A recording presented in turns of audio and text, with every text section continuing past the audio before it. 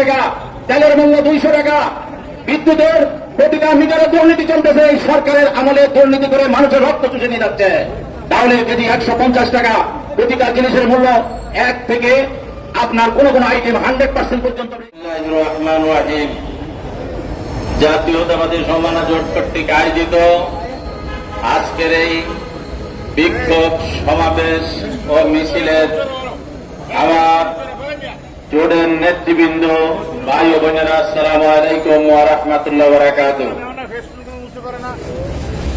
আমরা এই সরকারের বিরুদ্ধে এক দফা আন্দোলন দিয়েছি 2022-23 সালে।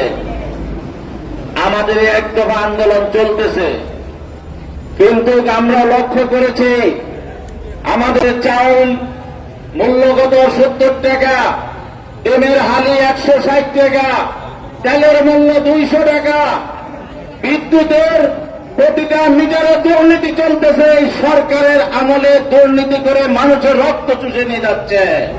তাহলে কেজি 150 টাকা, প্রতিটা জিনিসের মূল্য 1 থেকে আপনার কোন কোন আইটেম 100% পর্যন্ত বেড়ে গিয়েছে।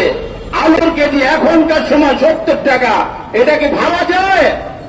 আমরা ইতিমধ্যে জানতে পেরেছি এই সরকার আবার টাকার অবমূল্যায়ন করে ডলারের দাম আবার বেড়ে যাবে। আমার কথা পরিষ্কার, এই সরকার আমার দায় খেয়েছে। আমার দেশে চাইলে সংকট দেখা দিয়েছে। আমার দেশে এই বর্তমানে কোটা সংস্কার আন্দোলনের লোকজন আমাদের পাশ দিয়ে যাচ্ছে। আমরা যেটা দেখতে পাচ্ছি সেটা হল কোটা সংস্কার আন্দোলনের প্রতি আমাদের ন্যাশনাল ডেমোক্রেটিক পার্টির পূর্ণ সমর্থন আছে, এমন থাকবে যতক্ষণ পর্যন্ত কোটা আন্দোলনকারীদের দাবি আদায় না হবে, ততক্ষণ পর্যন্ত কোটা আন্দোলনকারীরা এই রাজপথে আন্দোলন চালিয়ে যাবে। এটা আমাদের পূর্ণ সমর্থন আছে। শুধু তাই নয়, আমরা এই শেখ হাসিনা সরকারকে বলেছিলাম আপনি একতরফাভাবে আন্দোলন করবেন না। 2018 সালে উনি কোটা সংস্কার নামে উনি সম্পূর্ণভাবে সংসদে দাঁড়িয়ে উনি কোটা বাতিল করে দিয়েছেন। আর উনি এখন হাইকোর্টের মাধ্যমে উনি এখন নাটক সাজিয়ে বসেছেন কোটা সংস্কার আন্দোলন নামে।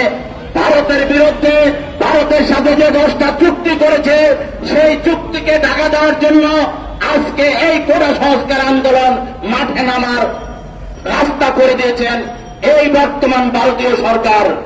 শুধু তাই নয়, ইতিমধ্যে চায়না গিয়েছে, আমরা শুনছি উনি সেখানে সফর সংক্ষিপ্ত করে দিয়েছেন। এই ঠাকুরগাঁর জুড়ি থেকে আপনারা ইতিমধ্যে দেখতে পেয়েছেন একটা একটা করে দুর্নীতিবাজ বেরোচ্ছে। এমন বেনজির সাহেব উনি বক্তৃতায় বলেছিলেন বাংলাদেশের যেখানে যেখানে এক লোক পাবে, বিরোধী দলের নেতাদেরকে পাবে, মিছিল করবে, তাদেরকে একটা একটা করে ধরে নিয়ে আসবে।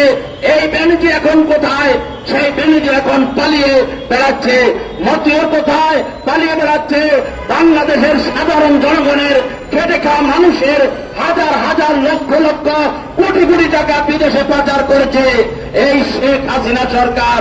এই জেনারেল আজিজ সাহেব, সাবেক সেনাপ্রধান, আপনারা ইতিমধ্যে দেখতে পেয়েছেন, আপনারা ইতিমধ্যে দেখতে পেয়েছেন সাবেক সেনাপ্রধান আজিজ যেইভাবে তার বিরুদ্ধে আমেরিকা নিষেধাজ্ঞা দিয়েছে। আমরা পরিষ্কার ভাষা বলতে চাই, এদের প্রত্যেককে বিচারের আওতায় আনতে হবে এবং এদের বিচার এই বাংলার জনগণ করবে। জনগণের আদালতে এদের কোনো ক্ষমা হবে না। বাংলার বাড়িতে কোন দুর্নীতিবাজকে ছাড়া হবে না। এই অবৈধ ভোট ডাকাত সরকারকে এই বাংলার মাটিতে আর ক্ষমা করা হবে না। খালেদা জিয়াকে যেইভাবে মিথ্যা মামলায় ষড়যন্ত্র করে যেইভাবে আটকে রেখেছে, আগামীতে আমরা খালেদা জিয়ার মুক্তি চাই না। আমরা খালেদা জিয়াকে মুক্ত করে আনবো। খালেদা জিয়াকে কোর্ট থেকে মুক্ত করে জনগণের আদালতে, জনগণের রাস্তায় নিয়ে আসবো ইনশাল্লাহ। আপনার তারেক রহমানকে ভয় পান। তারেক রহমান আগামী দিনের এই বাংলার মাটির নেতৃত্ব দেবে এবং বাংলাদেশের খামেনির মতো বাংলাদেশের রাস্তায় লক্ষ লক্ষ কোটি কোটি জনগণ এই বাংলার মাটিতে হাজির হয়ে যাবে তারেক রহমানের নেতৃত্বে। খালি জনগণ অপেক্ষা আছে এই বাংলার মাটিতে। আমরা শুধু একটা কথা বলে দিতে চাই, আওয়ামী লীগ টাকার অবৈধ সরকারকে অবিলম্বে ক্ষমতা ছেড়ে জনগণের ক্ষমতা জনগণের হাতে হস্তান্তর করুন। তা নাহলে মনে রাখবেন আপনার মন্ত্রী পরিষদ থেকে শুরু করা কেউ রাষ্ট্রীয়ভাবে জনগণ জেলখানা নিক্ষেপ করবে, এদেরকে পিঠের আওতায় নিয়ে আসবে, ক্ষমা করবে না ইনশাল্লাহ। এই বলে আমি আমার ন্যাশনাল ডেমোক্রেটিক পার্টির তরফ থেকে সকল সাংবাদিক ভাইদেরকে এবং সকল নেতৃবৃন্দ ভাইদেরকে ধন্যবাদ জানিয়ে আমি আমার বক্তব্য শেষ করছি। আসসালামু আলাইকুম ওয়া রাহমাতুল্লাহ।